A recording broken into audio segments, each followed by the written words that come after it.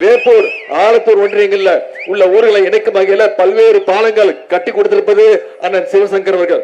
வெண்மணியில 8 கோடி ரூபாய் மதிப்பீட்டுல இன்னைக்கு தொழில் பயிற்சி நிலையம் தொடங்கப்பட்டிருப்பது யாருடைய முயற்சி? அண்ணன் சிவசங்கருடைய முயற்சி. குன்னம் மற்றும் செந்துறையில 1 கோடி ரூபாய் மதிப்பீட்டுல பேருந்து பணிமனைகள், 20 கோடி ரூபாய் மதிப்பீட்டுல செந்துறை அரசு மருத்துவமனை கட்டிடம், செந்துறையில தரம் உயர்த்தப்பட்ட துணை மின் நிலையம், செந்துறை ஒன்றியத்துல 15 கோடி ரூபாய் மதிப்பீட்டுல பல்வேறு கிராம சாலைகள், 8 கோடி ரூபாய் மதிப்பீட்டுல காரையில புதை படிம பூங்கா, 7 கோடி ரூபாய் மதிப்பீட்டுல வேப்பூர் அரசு கல்லூரிகளுக்கான மாணவிகள் ஹாஸ்டல் விடுதி, 50 கோடி ரூபாய் மதிப்பீட்டுல குள்ளக்காந்தத்துல அரசு கலை மற்றும் அறிவியல் கல்லூரி வந்திருக்கு. இப்படி பல்வேறு திட்டங்களை உங்களுக்கு செஞ்சு கொடுத்துட்டு மீண்டும் வாய்ப்பு கொடுங்கன்னு உங்களை எல்லாம் நாடி தேடி நாங்க வந்திருக்கிறோம். செஞ்ச திட்டங்களையும் சொல்லியிருக்கிறோம். மீண்டும் ஆட்சிக்கு வந்தா இந்த குன்னம் சட்டமன்ற தொகுதிக்கு என்னென்ன செய்ய போறோங்கிறதையும் சொல்லி வாக்கு கேட்க வந்திருக்கிறேன். அத்தியூர் கிராமத்துல சமுதாய நலக்கூடம் அமைக்கணும்னு ஒரு கோரிக்கை வச்சிருக்கீங்க.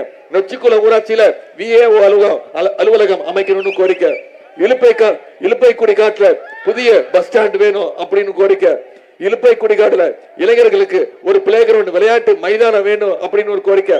அகரம் சீசூர் ஊராட்சியில உள்ள ஒரு ஏரியை தூர்வாரி மேம்படுத்தணும்னு கோரிக்கை. பேரளி ஊராட்சி மருவத்தூர்ல உள்ள ஏரியை தூர்வாரணும்னு கோரிக்கை. ஆதரக்குறிச்சி தலவாய் இணைப்பு சாலை அமைக்கணும்னு கோரிக்கை. மாராக்குறிச்சி கிராமத்துல மயானத்திற்கு செல்ல சாலை வசதி வேணும்னு கோரிக்கை. இத்தனை கோரிக்கைகளை வச்சிருக்கீங்க. நான் ஒரு கோரிக்கை வைக்கிறேன். நீங்க அண்ணன் அவர்களை வெற்றி பெற வச்சு சட்டமன்றத்துக்கு அமைச்சீங்கன்னா உங்க அத்தனை கோரிக்கைகளையும் உடனடியாக செஞ்சு கொடுப்போம். திராவிட மாடல் 2.0 ஆட்சியில நம்முடைய முதலமைச்சர் அவர்கள் நிச்சயம் உங்களுக்கு செஞ்சு கொடுப்பார். அந்த நம்பிக்கை உங்களுக்கு இருக்கா? இன்னைக்கு நான் தினமும் மக்களை சந்திக்கிறேன். ஒவ்வொரு தொகுதியா போய் மக்களை சந்திச்சுட்டு இருக்கிறோம். நம்ம தலைவர் ஒரு பக்கம் ஒவ்வொரு தொகுதியா போய் மக்களை சந்திச்சு வாக்கு கேட்டிருக்கிறார். ஏன் எந்த தைரியத்துல போறோம்?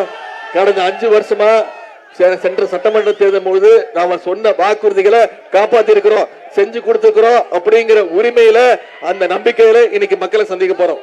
போன சட்டமன்ற தேர்தல்ல நாம கொடுத்த முக்கியமான வாக்குறுதி என்ன? மகளிருக்கு கட்டணமில்லா பேருந்து திட்டம்.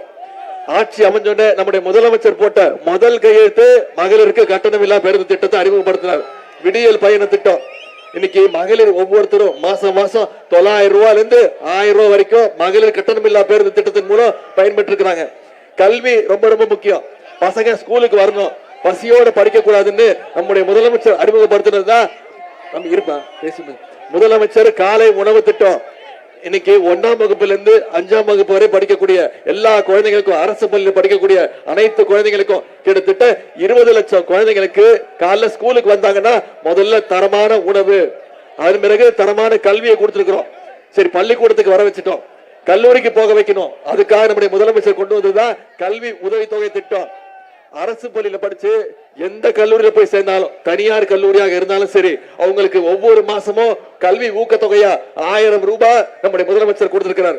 13 லட்சம் மாணவ மாணவிகள் இந்த திட்டத்துல பயன்பெற்று இருக்கிறாங்க.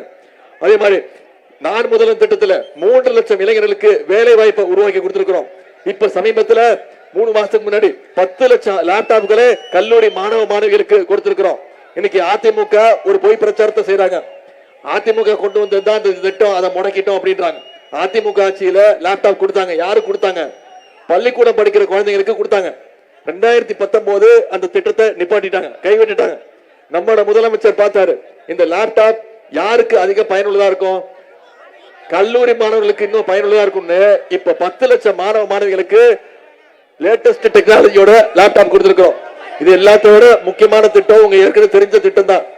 போன சட்டமன்ற தேர்தல் போது நம்ம சொன்ன வாக்குறுதி கலைஞர் மகளிர் உரிமை தொகை திட்டம்.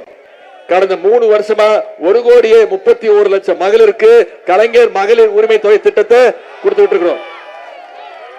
அந்த திட்டத்தை எப்படியாவது நிப்பாட்டோம்னு பாஜகவும் அதிமுகவும் சூழ்ச்சி பண்ணாங்க. தேர்தலை காரணம் காட்டி 3 மாசத்துக்கு நிப்பாட்டணும்னு முயற்சி பண்ணாங்க. நம்முடைய தலைவர் என்ன பண்ணாரு? பிப்ரவரி மாசம், மார்ச் மாசம், ஏப்ரல் மாசம் 3 மாசத்துக்கு சேர்த்து 3000, கோடை கால சிறப்பு நிதி 2000, 5000 ரூபாய் நம்முடைய தலைவர் 1,31 லட்சம் மகளிருக்கு ஒரே பேமெண்ட்ல கொடுத்தாரு. நம்முடைய முதலமைச்சர் காலைல 6 மணிக்கு மகளிரோட பேங்க் அக்கவுண்ட்ல அமிச்சாரு 5000 ரூபாய். 1,31 லட்சம் மகளிருக்கு 6 மணிக்கு அமிச்சாரு. 9 மணிக்கு மகளிர் பேங்க்ல போய் பணத்தை எடுத்துட்டாங்க. ஏன்னா விட்டோம்னா மோடி மினிமம் பேங்க் பேலன்ஸ் இல்லைன்னு சொல்லி அந்த பணத்தை எடுத்துருவாருங்கிற அந்த நம்பிக்கை. இப்போ நம்ம தலைவர் மீண்டும் ஒரு வாக்குறுதி கொடுத்திருக்கிறாரு. மீண்டும் திராவிட மாடல் 2.2 ஆட்சி அமைஞ்சோன்னு மகளிர் உரிமை தொகை 1000 ரூபாய் இல்ல உயர்த்தி 2000 ரூபாய் தரேன்னு வாக்குறுதி கொடுத்திருக்கிறோம்.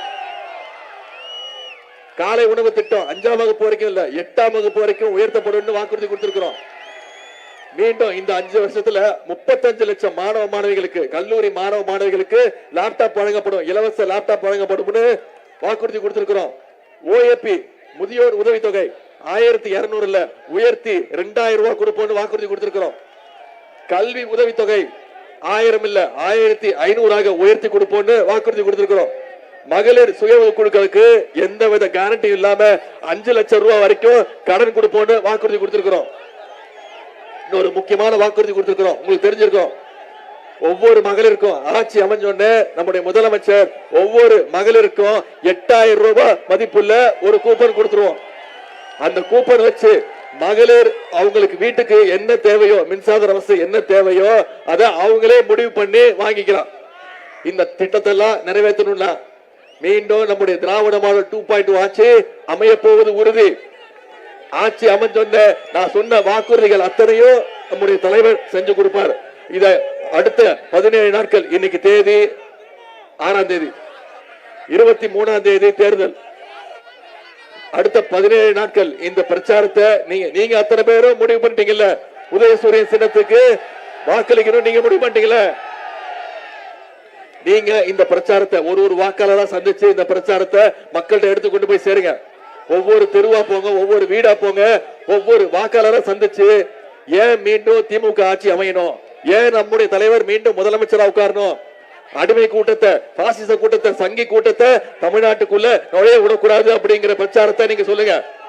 நான் இவ்வளவு நேரம் சொன்னேன், இந்த 5 வருஷத்துல என்னென்ன பண்ணிருக்கிறோம், ஆட்சிக்கு வந்தா என்ன பண்ண போறோம் அப்படிங்கறத சொல்லியிருக்கிறேன். இவ்வளவு திட்டங்களை கொண்டு வந்ததுனாலதான் இன்னைக்கு தமிழ்நாடு இந்தியாவிலேயே வளர்கின்ற மாநிலங்கள்ல நம்பர் 1 மாநிலம், நம்பர் 1 ஸ்டேட் ஆக நம்ம இடம் பிடிச்சிருக்கிறோம். 11.19% வளர்ச்சியோடு இன்னைக்கு இந்தியாவிலேயே வளர்கின்ற மாநிலங்கள்ல நம்முடைய தமிழ்நாடு நம்பர் 1. அதனாலதான் இன்னைக்கு நம்முடைய தலைவர் மீண்டும் மீண்டும் சொல்றாரு, வர்ற சட்டமன்ற தேர்தல் டெல்லி அணி வெர்சஸ் தமிழ்நாடு அணி. இதுல டெல்லி அணிய தமிழ்நாடு அணி நாம ஜெயிச்சு காட்டணும். டெல்லி அணி நான் சொல்றேன், அந்த அணியில யார் யார் இருக்கா? மோடி கூட யார் வரா கூட்டணி வச்சுட்டு? அடிமை கூட்டம், இங்க இருக்கக்கூடிய அதிமுக அடிமை கூட்டம் கூட்டணி வச்சுட்டு வராங்க. அது திரு எடப்பாடி பழனிசாமி அவர்கள் சமீபா என்ன பத்தி பேசிட்டு இருக்கிறார். என்ன தெரியுமா சொல்லி இருக்கிறாரு? நான் அவருக்கு ஒரு பேர் வச்சிருக்கிறேன், ஒரு செல்ல பேரு சொல்றேன். நம்ம மொரட்டு பக்தர்கள் பார்த்திருப்போம், மொரட்டு தொண்டர்கள் கேள்விப்பட்டிருப்போம். எங்கேயாவது பார்த்திருக்கீங்களாமா மொரட்டு அடிமைய? இன்னைக்கு இந்தியாவிலேயே மோடியுடைய நம்பர் 1 அடிமை யாரு? மொரட்டு அடிமை எடப்பாடி பழனிசாமி அவர்கள் தான். இதை சொன்னதுக்கு தான் கோச்சுக்கிட்டாரு. என்ன தெரியுமா சொல்றாரு? உதயநிதிக்கு எந்த அனுபவமே கிடையாது. ஆமா, அவர் வயசுக்கு என் அனுபவம் ஒண்ணும் கிடையாதுதான், நான் சின்ன பையன் தான். அந்த அனுபவம் எனக்கு நிச்சயமா கிடையாதுதான். இந்த அனுபவம் எல்லாம் எனக்கு கண்டிப்பா கிடையாதுதான். தெரியுதாமா? என்ன தெரியுதா? யாருன்னு தெரியுதா? கீழே ஒருத்தர் படுத்துக்காருல, அவர் தான் எடப்பாடி பழனிசாமி. இந்த அனுபவம் எனக்கு கிடையாது. பதவிக்காக யார் காலையும் விழுந்த அனுபவம் எனக்கு கிடையாது. என்னைக்குமே மக்களோடு மக்களா நிக்கிற அனுபவம் தான் என் அனுபவம். முதல்ல ஜெயலலிதா அம்மா காலு, அந்த அம்மா உயிரோடு இருந்த வரைக்கும் ஜெயலலிதா அம்மா காலு. அதுக்கப்புறம் அந்த அம்மா இறந்த பிறகு சசிகலா அம்மா காலு. சசிகலா அம்மா ஜெயிலுக்கு போனோட டிடிவி தினகரன் காலு. அப்புறம் அவருக்காக வாரி விட்டுட்டு ஓபிஎஸ் காலு. இப்ப ஓபிஎஸ் நம்ம டைமுக்கு வந்துட்டாரு. இப்ப அவரை விட்டுட்டு டெல்லிக்கு போய் மோடி காலை பிடிச்சு தொங்கிக்கிட்டு இருக்கிறாரு எடப்பாடி பழனிசாமி அவர்கள். இப்ப எங்க போனாலும் என்ன விமர்சனம் பண்றாரு. இன்னைக்கு காலைல பேசிட்டாருமா, என்ன தெரியுமா சொல்லியிருக்கிறாரு? என்ன பேரை சொல்லியே சொல்றாரு, மேலோகத்துக்கு போயிருக்க வேண்டியவரு இங்க இருந்து என் உயிரை எடுக்கிறாரு உதயநிதி அப்படின்ட்டாரு. எனக்கு மேல் லோகம் எல்லாம் நம்பிக்கை கிடையாது. ஆனா அவர் சொன்னதுல ஒரே ஒரு மகிழ்ச்சி, என்ன இவ்வளவு நாளா டயருக்கு கீழே என்ன, டேபிளுக்கு கீழே என்னன்னு கீழே தரையே பார்த்துட்டு இருந்தவர் இன்னைக்குதான் முறையா மேல நிமிர்ந்து பார்க்க ஆரம்பிச்சிருக்கிறாரு. ஆனா அவர் சொன்ன மாதிரி அவரோட உயிரெல்லாம் நான் எடுக்க மாட்டேன். அவர் இன்னும் 100 வருஷத்துக்கு நல்ல ஆயுளோட உடலோட நல்லா இருக்கணும், உடல் நலத்தோட. அதிமுகவுடைய நிரந்தர பொதுச் செயலாளர் அவர் தான் இருக்கணும். அப்பதான் தமிழ்நாட்டுக்கு நல்லது, நமக்கும் நல்லது. ரொம்ப டென்ஷன் ஆகிறாரு. அவருக்கு இந்த சட்டமன்ற தேர்தல் ஏற்கனவே நம்ம எடப்பாடி பழனிசாமி அவர்களுக்கு 10 தேர்தலில் தோல்வி கொடுத்திருக்கிறோம். 10 தோல்வி பழனிசாமிய இந்த தேர்தலோட மொத்த தோல்வி பழனிசாமி ஆகி வீட்டுக்கு அனுப்ப வேண்டிய நேரம். இந்த சட்டமன்ற தேர்தல் செய்வோமா, செஞ்சு காட்டுவோமா? உங்களை எல்லாம் அன்போடு கேட்கிறேன், பண்போடு கேட்கிறேன், பாசத்தோடு கேட்கிறேன், உரிமையோடு கேட்கிறேன், உங்க வீட்டு பிள்ளையாக இருந்து கேட்கிறேன். இன்னும் பெருமையா சொல்லணும்னா தலைவருடைய மகனாக இருந்து கேட்கிறேன். இன்னும் பெருமையா பூரிப்பா சொல்லணும்னா கலைஞருடைய பேரனாக இருந்து கேட்கிறேன். அண்ணன் சிவசங்கர் அவர்களுக்கு உதயசூரியன் சின்னத்துல வாக்களிச்சு அடுத்த 17 நாட்கள் இந்த பிரச்சாரத்தை மக்கள்கிட்ட கொண்டு போய் நீங்க சேருங்க.